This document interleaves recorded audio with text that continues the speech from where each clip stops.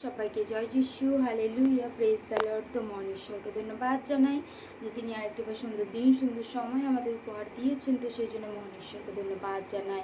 তো মহান ঈশ্বরের প্রশংসক, ঈশ্বরের গৌরব হোক। তো সবাইকে জয় যিশু, হালেলুয়া। তো আসি আমরা একটি গানের মধ্য দিয়ে যাব, দিয়ে তারপরে আমরা বাক্যের মধ্য দিয়ে যাব। হালেলুয়া। প্রণাম প্রভু দয়াল যিশু, প্রেমের সাগর। প্রণাম প্রভু দয়াল যিশু, প্রেমের সাগর। তোমার আশিস দানে সবল করো, আশিস দানে সবল করো, ময়লা যত করো দূর। প্রণাম প্রভু দয়াল যিশু, প্রেমের সাগর। ক্রুশে দিলেন প্রাণ, হৃদয় করেন দান, রাখতে পাপীর মান। রক্ত ঢালেন দয়াল যিশু, মুক্তি দিতে চান। ক্রুশে দিলেন প্রাণ, হৃদয় করেন দান, রাখতে পাপীর মান। রক্ত ঢালেন দয়াল যিশু, মুক্তি দিতে চান। তোমার আশিস দানে সবল করো, আশিস দানে সবল করো, ময়লা যত করো দূর। প্রণাম প্রভু দয়াল যিশু, প্রেমের সাগর। কবরের তলায় 3 দিন সেথায় রয়, ভোরের বেলা উঠলেন যিশু সগৌরবে, মৃত্যু করি জয়। কবরের তলায় 3 দিন সেথায় রয়, ভোরের বেলা উঠলেন যিশু সগৌরবে, মৃত্যু করি জয়। তোমার আশিস দানে সবল করো, আশিস দানে সবল করো, ময়লা যত করো দূর। প্রণাম প্রভু দয়াল যিশু, প্রেমের সাগর।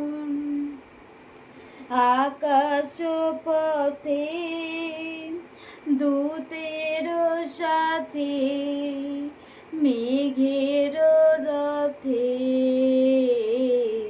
আসবেন যিশু সমহিমায়, মনোনীতদের নিতে। আকাশ পথে দূতের সাথে, মেঘের রথে আসবেন যিশু সমহিমায়, মনোনীতদের নিতে। তোমার আশিস দানে সবল করো, আশিস দানে সবল করো, ময়লা যত করো দূর। প্রণাম প্রভু দয়াল যিশু, প্রেমের সাগর। হালেলুয়া। তো আসি, আমরা দেখেছিলাম যে পথের পার্শ্বের লোক। আজকে দেখব আমরা পাষাণের উপরের লোক, যে কাকে বলে সেই পাষাণের উপরের লোক। হালেলুয়া। তো তো আজকের বাক্য বলছে, আর তাহারাই পাষাণের উপরে লোক, যাহারা শুনিয়া আনন্দপূর্বক সেই বাক্য গ্রহণ করে, কিন্তু তাহাদের মূল নাই। তারা অল্পকাল মাত্র বিশ্বাস করে আর পরীক্ষার সময় সরিয়া পড়ে। হালেলুয়া। আমরা পথের পাশের লোকের উদাহরণ দেখেছিলাম, তো আজকে আমরা দেখব পাষাণের উপরে লোক, যারা শুনছে।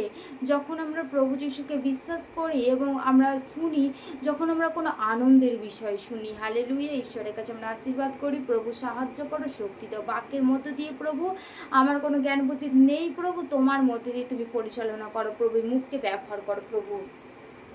যে কি বলছে এখানে, আনন্দপূর্বক সেই বাক্যকে গ্রহণ করে।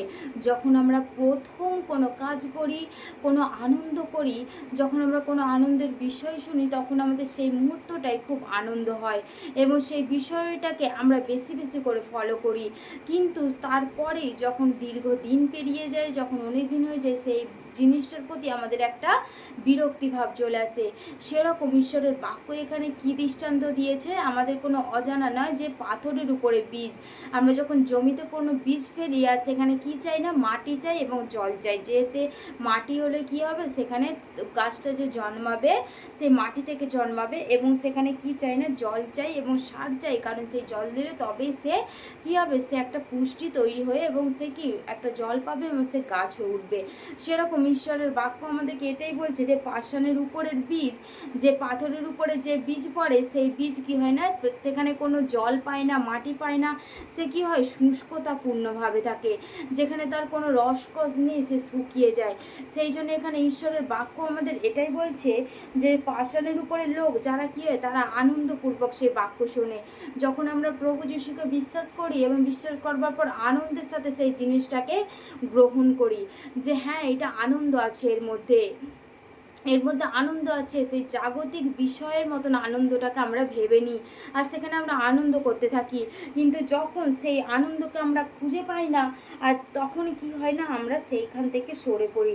সেই জন্যই বাক্য হচ্ছে অল্পকাল মাত্র বিশ্বাস থাকে। সেই জন্যেই যে অল্পকাল মাত্র আমরা বিশ্বাস করি, সেই অল্পকাল কম ক্ষণিকের মতন আমাদের বিশ্বাস থাকে। যখন আমাদের পরীক্ষা আসে, আমাদের কষ্ট আসে, আমাদের দুঃখ আসে, কারণ যদি আমরা সেই প্রভু যিশুকে দেখি যে তিনি আমাদের জন্য ক্রুশারোপিত, তিনি আমাদের জন্য ক্রুশে উঠেছেন। কেন? তিনি তো ঈশ্বর ছিলেন। তিনি তার বাক্যে বলেছেন যে স্বর্গ আমার সিংহাসন, পৃথিবী আমার পাদপীঠ, তোমরা আমার জন্য গৃহ নির্মাণ করতে পারবে না। কারণ তিনি সেই স্বর্গের বিরাজমান, তিনি স্বর্গে রয়েছেন, তার সিংহাসনটা পাদপীঠ, পায়ের তলা। তাহলে সেখানে আমরা তো অতি ক্ষুদ্র মানব, তিনি আমাদেরকে সৃষ্টি করেছেন। তাহলে যখন আমরা কোনো ভালো জিনিস পাই, সেখানে আমাদেরকে কী করে, কষ্ট করতে হয়। সাপোজ যখন আমরা একটা কম্পিউটার শিখি, সেখানে কী করতে হয়, অনেক ধৈর্য, পরিশ্রম। আমাদের যে কোনো কাজের মধ্যে দিয়ে কী হয়, প্রথম আমাদেরকে শিখতে হয় এবং পরিশ্রম করতে হয়, তার মূল্য চোকাতে হয়। কিন্তু তারপর যখন আমরা সেই কাজটা শিখে যাই, তখন আমাদের সেইটা কী হয়, আনন্দ হয়। সেরকম ঈশ্বরের বাক্য এটাই, যখন আমরা এখন প্রভু যিশুকে বিশ্বাস করি, কষ্টের মধ্যে, দুঃখের মধ্যে রয়েছি, কিন্তু ঈশ্বর বলেছেন যে যে কেউ আমাকে বিশ্বাস করে, সে মরিলেও জীবিত থাকিবে এবং সে কখনো বিনষ্ট হয় না। আর শেষ মুহূর্তে কী বলেছে ঈশ্বরের বাক্য, যে সে জীবন মুকুট পাবে। কোন সময়, কোন মুহূর্তে? কারণ ঈশ্বর সেই দিন সময় আমাদের জন্য রেখেছে। সেই জন্য সেই পাথরের উপর বীজ কি অল্পকাল মাত্র বিশ্বাস করে আর পরীক্ষার সময় সরিয়া পড়ে। যখন তোমার জীবনে পরীক্ষা আসে, তুমি এসেছো কোনো ধান্দায়, কোনো কোনো কোনো উদ্দেশ্য নিয়ে, যে আমার হয়তো ছেলের জন্যে, আমার হয়তো স্বামীর জন্যে, আমার হয়তো সন্তানের জন্য, যখন তুমি দেখছো তার কাছে প্রার্থনা করার পর আমার সেই উদ্দেশ্যটা ফুলফিল হয়ে গেছে, উদ্দেশ্যটা পূর্ণ হয়ে গেছে, তুমি তখনই সেই প্রভু যিশুকে কী করছো, আর সে ত্যাগ করে দিচ্ছ। কিন্তু তোমার মাথায় রাখা উচিত, যিনি দিয়েছেন তিনি কিন্তু নিয়েও নিতে পারেন।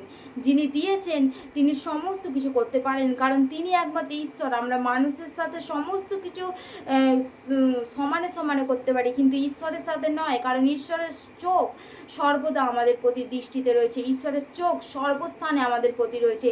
সেই জন্যে আমরা যেন সচেতন হই। আমাদের বাক্য এটাই বলছে, পাষাণের উপরের বীজ, যে পরীক্ষার সময় আমরা সরে পড়ি। হালেলুয়া। ঈশ্বরের বাক্য এতটাই। সবাইকে জয় যিশু, আমেন।